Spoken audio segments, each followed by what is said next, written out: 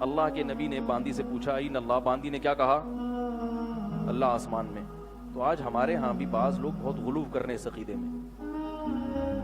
میں نے ایک دفعہ بیان میں کہہ دیا تھا جو اللہ آسمانوں میں ہے اس سے ہمیں ڈرنا چاہیے۔ تو بعض لوگوں نے کمنٹس کیے کہ اللہ تو ہر جگہ موجود ہے، آسمان میں ہونے سے کیا لازم آئے گا؟ مکان لازم آئے گا، جسم لازم آئے گا۔ تو اللہ کے بندو ان فضول چیزوں میں پڑھنے کی ضرورت نہیں ہے، ان چیزوں میں پڑھنے کی ضرورت نہیں۔ جیسے جیسے قرآن و سنت نے عقیدے کے باب میں ہمیں جو بتایا، اجمالی ایمان رکھو، اجمالی ایمان۔ قرآن جگہ جگہ کہہ رہا ہے الرحمن علی العرش، رحمان کہاں ہے؟ عرش پر ہے۔ یہ جو قرآن میں آتا ہے وَهُوَ مَعَكُمْ أَيْنَمَا كُنْتُمْ، تم جہاں بھی ہو رب تمہارے ساتھ ہے، تو یہاں معیت مدد کے معنی میں ہے۔ جیسے ہم کہتے ہیں نا بیٹا تم جہاں بھی ہو میں تمہارے ساتھ ہوں، یا مطلب میری مدد تمہارے ساتھ ہے۔ تو باقی اللہ کی جگہ کی جہاں بھی بات آئی اللہ ہے کہاں، تو قرآن میں کہاں ہے؟ عرش پر ہے۔ حدیث میں آتا ہے کہ سب سے پہلے اللہ کا عرش پانی پر تھا، جب یعنی سب سے پہلے جو ہے نا جب کائنات بنی ہے، پھر ساتویں آسمان پہ الیہ یصعد الکلم الطیب، اللہ ہی کی طرف چڑھتے ہیں پاکیزہ کلمات، تو سارے اوپر جاتے ہیں۔ فرشتے کہاں سے آتے ہیں؟ اوپر سے آتے ہیں، ظاہر ہے اللہ کے دربار سے ہو کے آتے ہیں۔ اللہ سے جبریل علیہ السلام جو وحی لے کر آتے تھے، اللہ جبریل سے ہم کلام ہوتے تھے، جبریل وہ کلام اوپر سے لے کے کہاں نازل ہوتے تھے؟ زمین پہ نازل ہوتے تھے۔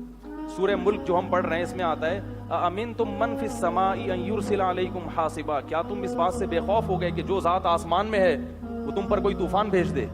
تو جگہ جگہ اللہ اپنے بارے میں کہہ رہے ہیں میں کہاں ہوں؟ آسمان میں، عرش پر۔ بعض لوگ اس پہ یہ کہتے ہیں کہ عرش پہ ہونے سے مکان لازم آتا ہے، جہت لازم آتی ہے، جسم لازم آتا ہے۔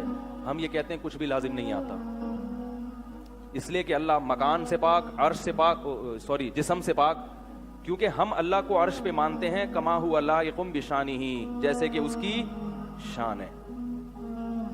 کیونکہ اگر آپ اس بنیاد پہ اللہ کے عرش پہ ہونے کی نفی کرو گے کہ اللہ کے عرش پہ ہونے سے جسم لازم آتا ہے، تو پھر ہر جگہ ہونے سے بھی تو جسم لازم آئے گا۔ اگر آپ یہ تعویل کرتے ہیں کہ نہیں ہر جگہ ہے بلا کیفیت، تو پھر یہی کہہ لو کہ عرش پر بھی ہے بلا کیفیت۔ کسی نے مجھے بتایا کہ بھائی دیکھو رمضان ہے، جیسے جب رمضان کا مہینہ آتا ہے تو ہر جگہ ہوتا ہے نا، لیکن بغیر جسم کے ہوتا ہے۔ بھائی دکان میں بھی رمضان ہے، گھر میں بھی رمضان ہے، مگر جسم کے بغیر۔ تو اللہ بھی ہر جگہ ہے مگر جسم کے بغیر۔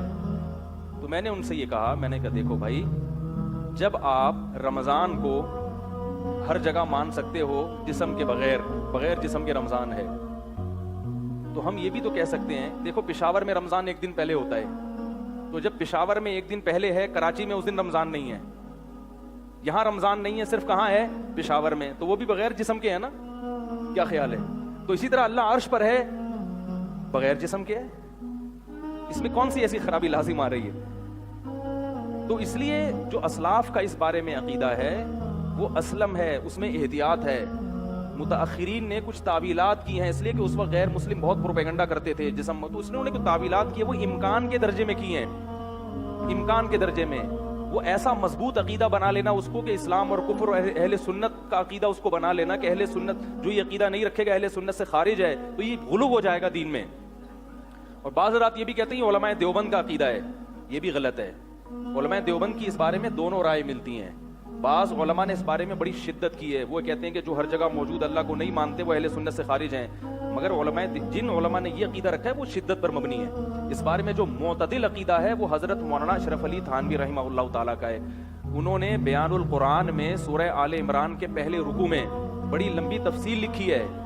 حضرت مولانا اشرف علی تھانوی بھی تو علماء دیوبند کے سر کے تاج ہیں، انہوں نے بڑی زبردست تفصیل لکھی ہے، اور انہوں نے اسی عقیدے کو راجح قرار دیا ہے جو اسلاف کا عقیدہ ہے۔ آپ جا کے بیان القرآن جو ان کی تفسیر ہے اس کا پہلا رکوع جہاں قرآن مجید کی آیت ہے هو الذی انزل علیک الکتاب منہ آیات محکمات ہن ام الکتاب واخر متشابہات فاما الذین فی قلوبہم زیغ فیتبعون ما تشابہ منہ ابتغاء الفتنة وابتغاء تأویلہ وما یعلم تأویلہ الا اللہ والراسخون فی العلم یقولون آمنا بہ کل من عند اللہ۔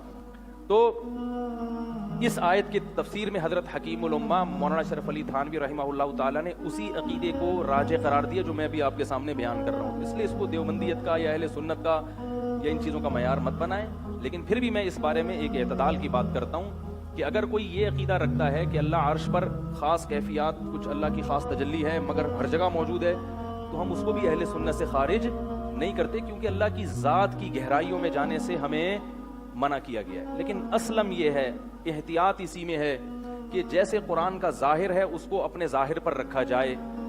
اور کہاں مانا جائے اللہ کو؟ اس میں جیسے یہ صحیح حدیث ہے نا, اب میں نے بیان میں یہ کہہ دیا کہ جو اللہ آسمانوں پر ہے, عرش پر ہے, وہ ہمیں دیکھ رہا ہے, تو اس پہ لوگوں نے کمنٹ شروع کر دی کہ ان کا یہ تو اہل سنت سے خارج ہیں. مجھے اگر اہل سنت سے خارج کرو گے تو اس باندی کا کیا کرو گے جس سے نبی نے پوچھا ان اللہ کہاں ہے؟ اس باندی نے کیا کہا؟ اس سما. تو اس کو تو نبی نے نہیں کہا جسم لازم آ رہا ہے, مکان لازم آ رہا ہے, کچھ بھی. ٹھیک ہے بھائی, فرمایا عاتقہ فإنہا مومنہ.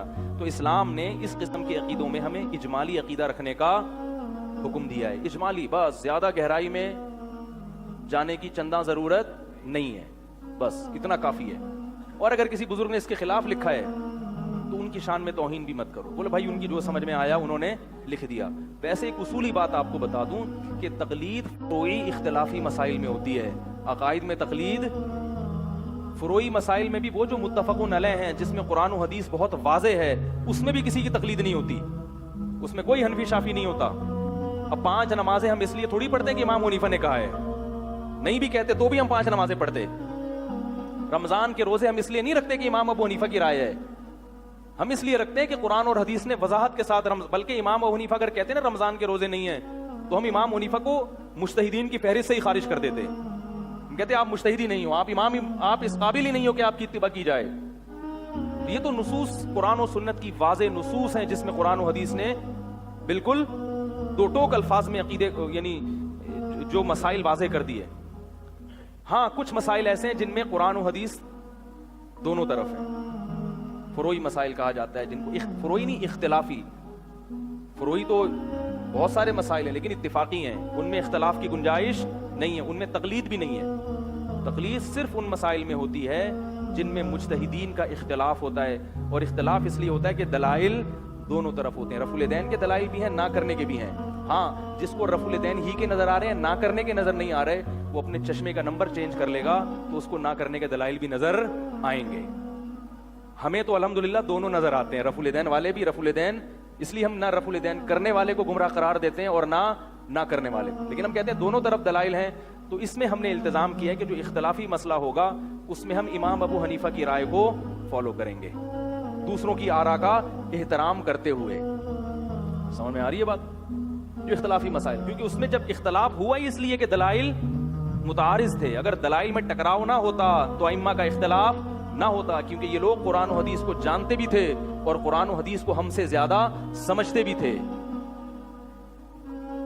تو ان مسائل میں تو باقاعدہ عقیدے میں تو کوئی نہ دیوبندی نہ بریلوی نہ حنفی نہ شافی.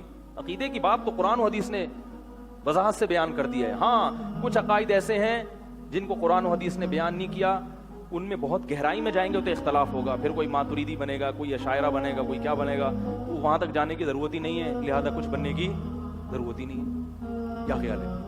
ایک صاحب مجھے کہنے لگے آپ ماتریدی ہیں یا اشاعرہ ہیں. میں نے کہا کیا کرنا ہے بھائی, کیا کرنا ہے ماتریدی یا اشاعرہ بن؟ کہہ رہے نہیں وہ جو ڈیپلی جب آپ جائیں گے. میں نے کہا ڈیپلی ہم جاتے ہی نہیں, ہم ڈیپلی جاتے ہی, اتنی گہرائی میں ہم نہ اشاعرہ کو برا سمجھتے ہیں نہ ماتریدیہ کو برا سمجھتے ہیں. سب بزرگان دین تھے اپنے اپنے وقت, ان کو جو سمجھ میں آیا اس حساب سے لکھا, لیکن یہ سب چیزیں عوام کے لیے نہیں ہیں, بلکہ علماء کے لیے بھی نہیں ہیں. تھی کسی زمانے میں اس کی ضرورت تھی جب پروپیگنڈا بہت تھا اور یلغار تھی, غیر مسلموں کی طرف سے اعتراضات ہوتے تھے اس کے, ان اعتراضات کے جواب میں کچھ تعویلات کی گئیں اور کچھ اختلافات بھی ہوئے. اب نہ وہ اعتراضات ہوتے ہیں نہ ہمیں ان کی طرف جانے کی ضرورت. تو ایک صاحب مجھے کہنے لگے یہ اس مسئلے میں جو آپ جو بات کرتے ہیں اہل حدیث بھی تو یہ کہتے ہیں. میں نے کہا اہل حدیث اگر کوئی صحیح بات کہہ دے گا ٹھیک اس لیے کہ چونکہ اہل حدیث نے کہی اب میں اس کی مخالفت کروں, یہ کون سا اسلام؟ وہ تو صرف اہل حدیث نہیں کہتے, ہمارے بھی بہت سارے اکابر نے یہ بات لکھی ہے. میں نے سب سے پہلے مولانا رضوی تھانوی رحمہ اللہ کا حوالہ دیا آپ کو بیان القرآن میں. باقی یہ ہے کہ عقیدے کی باب میں کوئی مسئلہ نہ اہل حدیث ہوتا ہے, کوئی نہ کوئی دیوبندی ہوتا ہے, نہ کوئی. عقائد کی باب قرآن و سنت جو ضروری عقائد ہیں ان کو قرآن و سنت نے بہت وضاحت سے بیان کر دی. اس میں بس اجمالی عقیدہ رکھو اور زیادہ گہرائی میں جانے کی کوشش مت کرو. کیونکہ آج میں وہ ریکارڈ کروا رہا تھا تفسیر کا سبق, ان فی خلق السماوات والارض واختلاف اللیل والنہار, یہ آذان ٹی وی ہے نا, اس میں میں قرآن کی جو تفسیر ریکارڈ کروا رہا ہوں وہ ضرور سنا کریں. تو اس میں ان فی خلق السماوات والارض کے تحت مولانا اشرف علی تھانوی رحمہ اللہ تعالیٰ نے، ایک تو میں آپ کو تفسیر بتا دوں، اگر کسی نے کوئی خاندانی تفسیر پڑھ دی ہے نا، وہ بیان القرآن پڑھے. حضرت مولانا اشرف علی تھانوی رحمہ اللہ تعالیٰ کی تفسیر ہے بیان القرآن. میں نے بہت ساری تفسیریں پڑھی ہیں، ممبر پہ بیٹھ کے کہہ رہا ہوں اس جیسی علمی تفسیر میری نظر سے نہیں گزری. ٹو دا پوائنٹ بات ہوتی ہے، کوئی دائیں بائیں نہیں جاتے. اور قرآن کو حل کیا انہوں نے، اور بڑے خاندانی انداز میں حل کیا ہے. لیکن وہ اردو اس کی بہت مشکل ہے، وہ عام پبلک کی سمجھ میں آتی نہیں ہے. ایسی خدا کی قسم ترجمہ کرتے ہیں کہ مزہ آ جاتا ہے. یہ جو عام مفسرین آج کل مارکیٹ میں چل رہے ہیں نا، ان کو آیتوں کے ترجمے کرنے بھی نہیں آتے. لیکن چونکہ پبلک کو پتہ نہیں ہوتا تو پبلک میں شہرت بہت ہوتی ہے. ورنہ ان سے کوئی آیت کا ترجمہ پوچھ لوں نا کہ یہ ترجمہ ہے، یہ کیوں نہیں ہے، وہ بھی نہیں آئے گا. کیونکہ عربی گرامر میں جب تک بہت اچھی طرح عبور نہیں ہوگا آپ قرآن کا ترجمہ نہیں کر سکتے. تو خیر بڑی خاندانی تفسیر ہے ان کی، وہ ضرور پڑھا کریں اگر آ جائے سمجھ میں. تو اس میں انہوں نے بڑی پیاری بات لکھی، ان فی خلق السماوات والارض، کہ آسمانوں اور زمین کے پیدا کرنے میں عقل مندوں کے لیے بہت بڑی نشانی ہے. یتفکرون فی خلق السماوات، جو آسمانوں اور زمینوں کی پیدائش میں غور کرتے رہتے ہیں. تو حکیم علماء نے اس کے تحت لکھا کہ اس سے پتہ چلتا ہے کہ ہمیں مخلوق میں غور کرنے کا حکم ہے، خالق میں غور کرنے کی اجازت. بھائی اگر کوئی شارٹ کلپ بنائے نا تو پورا بنائے. شارٹ کلپ بھی ایک وہاں سے فضل الرحمان لے لیا، ادھر سے پی ٹی آئی لے لیا، مولانا فضل الرحمان ادھر سے لیا، ادھر سے جوڑ کے پتہ نہیں کچومڑ بنا دیتے ہیں. پھر میں گالیاں دیکھتا ہوں فیس بک پر اپنے خلاف. تو پوری بات، اور جو علماء اس کے خلاف عقیدہ رکھتے ہیں وہ کہتے ہیں نہیں اللہ ہر جگہ موجود ہے، میں ان کی ذات پہ طنز نہیں کر رہا، میرے لیے وہ بھی قابل احترام ہے. ان کا یہ موقف ہوگا تو ٹھیک ہے، ان کا موقف ہے، ہمارا یہ موقف ہے. ہم نے اس لیے بیان کیا تاکہ عوام اعتدال میں رہے، اس کے سامنے دوسری رائے بھی موجود رہے. کیونکہ ایک ہی رائے سنتے سنتے نا لوگ متشدد ہو جاتے ہیں. تو یہ بھی بات آنی چاہیے اس میں. بھائی جان کلپ بازی کرو تو تمیز سے کرو. تو کیا کہہ رہا تھا یار میں؟ ہاں انہوں نے لکھا کہ مخلوق میں غور کرو، خالق کی ذات میں غور، خالق کی صفات میں غور کرو. ہمیں اللہ کے جو پہچان ہے نا اس کی صفات سے، اللہ علیم ہے، اللہ اپنے بندوں سے محبت کرتا ہے، اللہ بہت قدرت والا ہے، اللہ نے اللہ ہمیں پالتا ہے، اللہ ہمارا محسن ہے، اللہ رزاق رزق دیتا ہے، اللہ ہماری بگڑیاں بناتا ہے، ہمارے بگڑے ہوئے کاموں کو سدھارتا ہے.